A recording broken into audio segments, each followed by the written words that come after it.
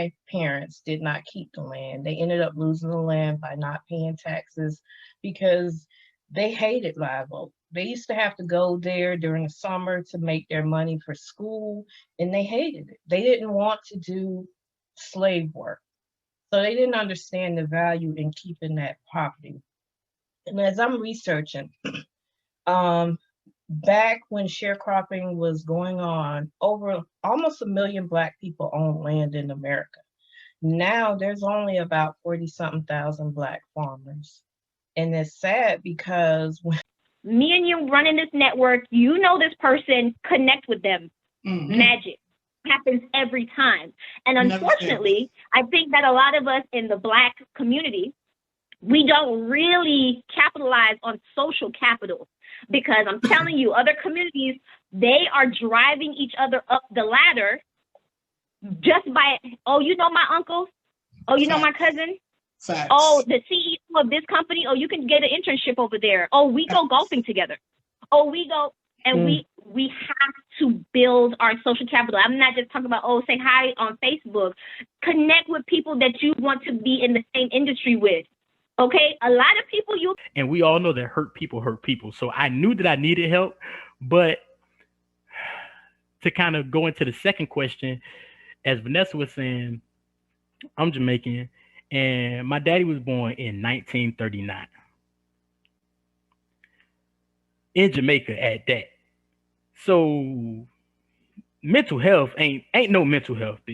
Like this, they out here, like they out, like, and you got to think like that's who I grew up around, him and his friends. So I grew up around old Black men. So ain't no mental health. Like, we out here, we gonna do what we gotta do to take care of this woman, to make sure that she's straight. Or I'm not gonna say or women, because I ain't gonna bash Black men don't cheat. But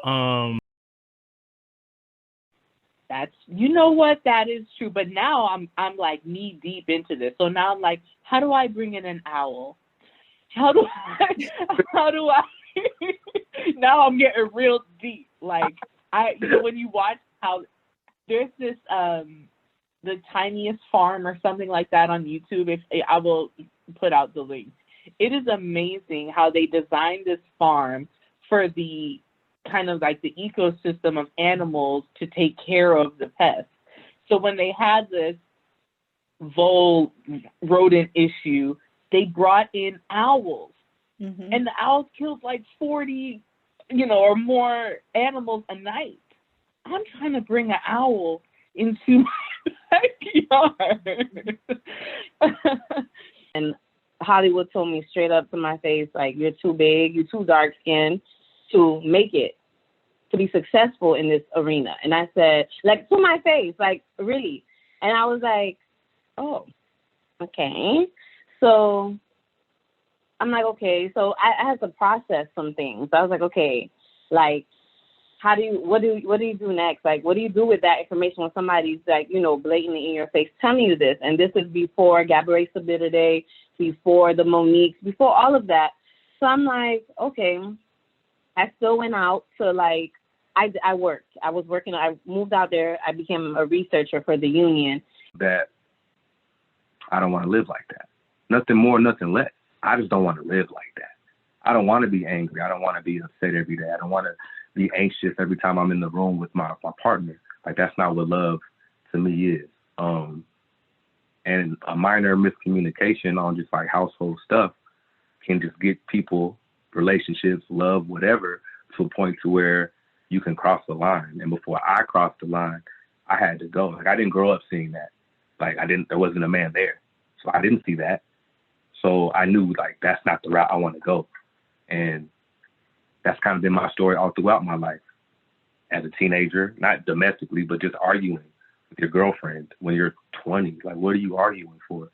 So once I got a grown man and it's still the same thing, and now I have children, now I have lives invested, like, I can't play with that. So yeah, like, this has been my therapy, and I'm not against therapy. Like, I went in a relationship, so I definitely. was crazy.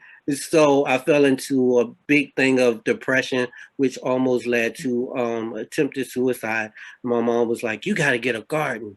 You got to get a garden." I was like, "I don't want no garden." Hell, That was her answer. yeah, Gotta that get a was her garden. answer. Yeah. After she saved me, she got me a lawyer to do the bankruptcy stuff. She bought my car for me. I had just got a new car. So usually they'd take your car. And so she bought the car from me for $1. I mean, I still kept the car. And eventually she convinced me to do the garden thing. And I was like, but I really don't want to do it. And she said, well, start with what you like. And what I like was strawberries. I still love strawberries. Still got a lot of strawberries growing in my yard right now. The same ones actually that I started 10 years, 12 years ago. And she told me to do that. And I went out there, got the strawberries, put them in the ground. I was like, they never gonna grow. I'm never gonna get no strawberries. I don't know why she told me to get a garden, And then, Lord, behold, there were strawberries. I gave you a preview of the topics we were talking about, but I want to throw something at you because mostly I want to see your face. Okay. Okay. What is holding the Black community back from building generational wealth? Selfishness. Mindset of I wasn't expecting that. Okay, let's talk about it. That's a new one. Let's do that. I set myself up for this. I did. Yikes. Okay. Go ahead, girl. Talk to me. I thought of selfishness because, and it's not their fault. It's not our fault. You touched on it earlier in the introduction, where we kind of have this mindset of scarcity, right? That we've started so at a disadvantaged place, right? So we don't completely have all the resources we need to survive even sometimes, right? Absolutely not. Right. I just a random question came into my head, and more so plays to the work that I do is, when did you first have you ever experienced food insecurity? Meaning you didn't know where the next meal was coming from, or for me, it looked like the kids eating and me skipping that meal. Period. Yeah, like that's what food insecurity looked like for me. Like, lights is on. We have like 3 packs of noodles, so I'm gonna add some onions to it, jizz it up a little, like get fancy, exactly. And I'll skip this one. So did your kids experience food insecurity, and when was that first? When were you first exposed to food insecurity? I'm gonna just put this out here. I mean, and I don't want to say it like on a pedestal, but I don't think I could ever, I will rob a bank before I ever let my children experience being hungry. And I respectively say that because that's a battle that people have to fight like every day. But yeah, plenty of days where I convinced myself that I wasn't hungry. Where you ever go so long not eating that you don't even have an appetite no more. Right. Like your body's just like, all right, we not eating then. We're fasting or something.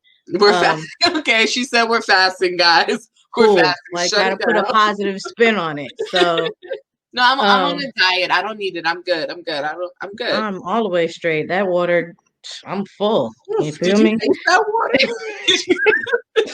I must have had some extra calories in it. I put a little lemon in it too. What? Look at the razzle dazzle, y'all. I got it. Don't have no mint leaves laying around. See, I'm growing mint leaves too, girl. I'll be throwing that in everything right now. You see, I'm so proud of you. You sent me a picture of your little garden too, and I'm like, oh my honey. You know, I had to leave my last little situation. I know, right when we had set it up. Right when we had set it up. It's been on my heart since I moved here. Like, even though it's small and it gives me so much peace though, even beyond like what it does. I'm starting small, but really gardening in itself and growing the little bit of thing, successfully growing. Cause I didn't know what I was doing. So many times I've killed stuff, but now to actually like watch my little cherry tomatoes come in and stuff. You have tomatoes? I know you're south of me. Do you have tomatoes? Yeah, I do. Oh, I'm In a so pot. happy for you. I Let the know. kids eat And them. it, Let huh? them eat them. Let the kids eat them.